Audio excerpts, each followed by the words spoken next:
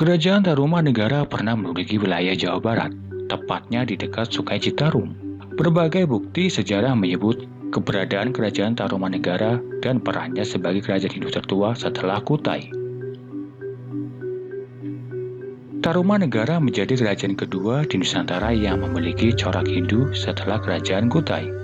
Kerajaan Tarumanegara berada di dekat Sungai Citarum yang berlokasi di Jawa Barat. Berdiri abad ke-4 Masehi atau sekitar tahun 358 Masehi. Meski berdiri di tanah Indonesia yang saat itu belum dikenal dengan nama negara, pendiri kerajaan ini bukan orang asli Nusantara. Maharesi Jayasinghawarman atau juga dikenal dengan Raja Di Raja Guru Jayasinghawarman merupakan seorang pendatang dari India. Sosoknya menjadi raja dari kerajaan ini setelah sebelumnya menjadi seorang petapa. Dan setelah kembali ke profesi sebelumnya, tata raja pun diberikan kepada anaknya. Raja Damayawarman.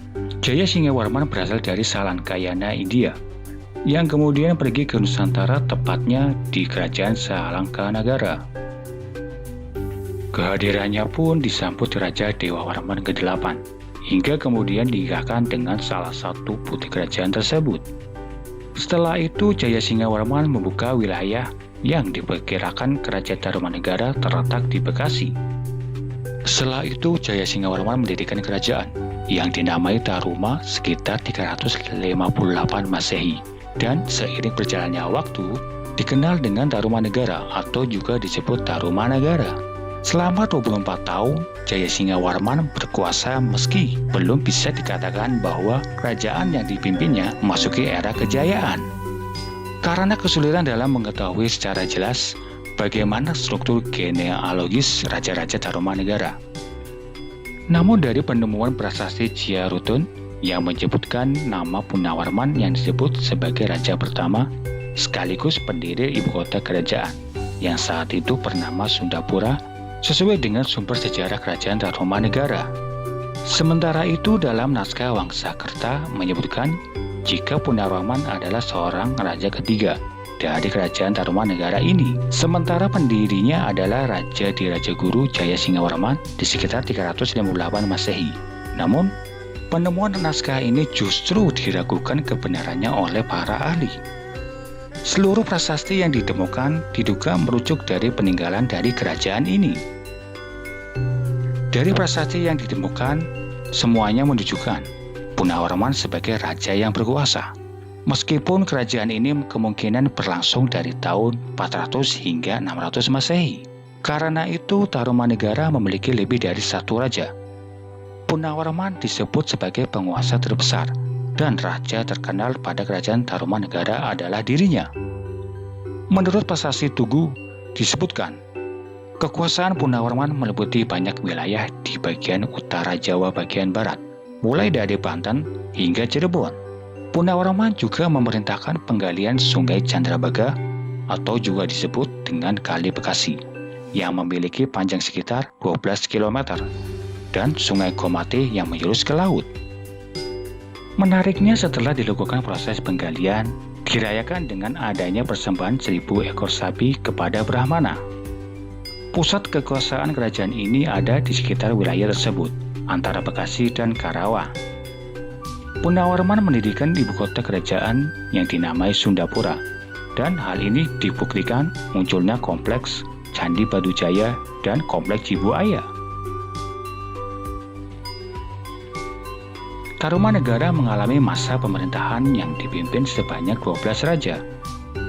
Kerajaan ini mendapat pengaruh kebudayaan Hindu-India. Hal ini tampak dari kebudayaan dan bahasa yang digunakan, yakni bahasa Sangsekerta yang disertai dengan huruf Pallawa dalam prasasti. Berikut ini nama-nama raja yang pernah memerintah kerajaan tersebut. Letak kerajaan Tarumanegara berada di bagian barat Pulau Jawa, sesuai dengan isi dari prasasti Tugu yang menyebut kekuasaan kerajaan ini saat dipegang Punawarman membentang dari Banten hingga Cirebon. Beberapa pusat lokasi kekuasaan Tarumanegara meliputi Candrabaga, Citarum, Ciliwung, dan Cisadane. Karena lokasinya memang menjadi titik utama dari pertumbuhan serta perkembangan peradaban kerajaan ini. Meski begitu, tak jelas bagaimana genealogis dari raja-raja Tarumanegara, meski bisa dilihat dari prasasti dan peninggalan-peninggalan lainnya. Bahkan karena tak jelas itu, pendiri kerajaan ini terdapat dua versi yang berbeda. Kerajaan Tarumanegara mencapai puncak kejayaan di era Raja Punawarman. Sosok raja yang memang dikenal cerdas dan berwibawa. Di masa kepemimpinannya, hal yang paling berkembang dari kerajaan Tarumanegara adalah kondisi perekonomian yang maju dengan sangat pesat. Saking pandainya Punawaraman dalam memimpin. Selain itu, kerajaan Tarumanegara di era Punawarman juga sukses dalam penanganan banjir yang kerap kali menerjang wilayah mereka. Adalah proyek penggalian sungai dan kali yang membuat Punawarman berhasil mengatasi hal tersebut. Meskipun di akhir proyeknya, ia harus memberi persembahan berupa 1.000 ekor sapi.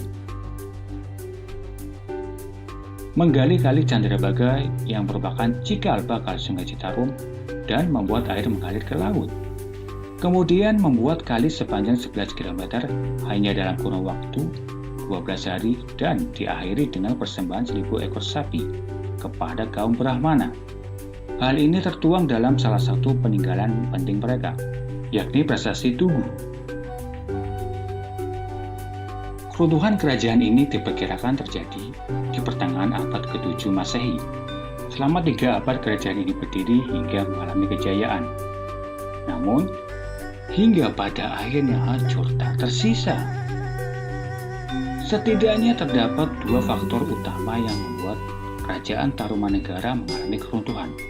Berikut di antaranya.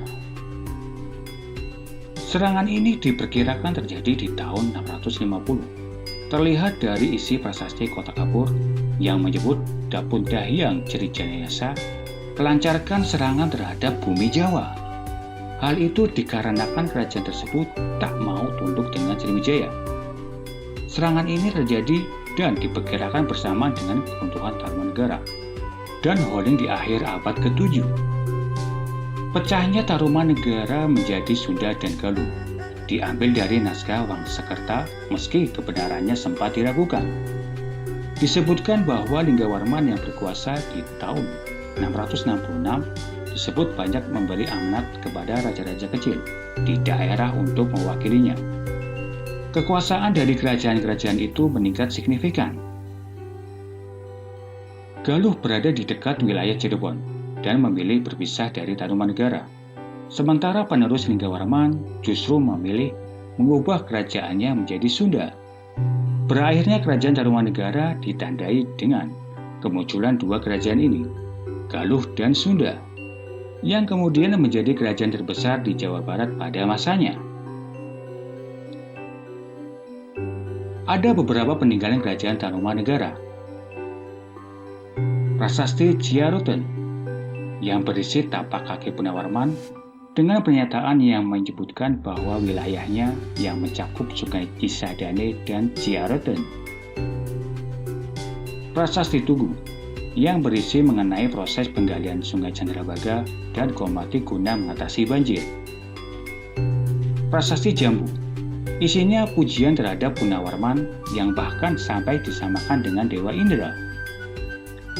Prasasti Telapak Gajah berisi kaki gajah yang digunakan Punawarman ketika berperang.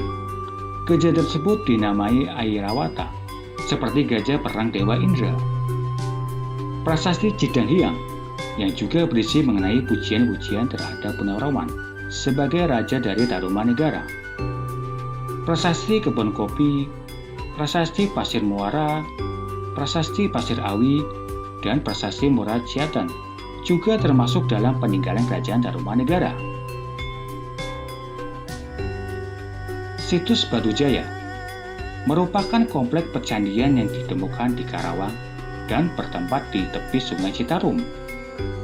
Komplek percandian ini bisa dikatakan besar, dengan berisi 13 artefak, di antaranya Segaran 1-4 dan Talaga Jaya 1-7.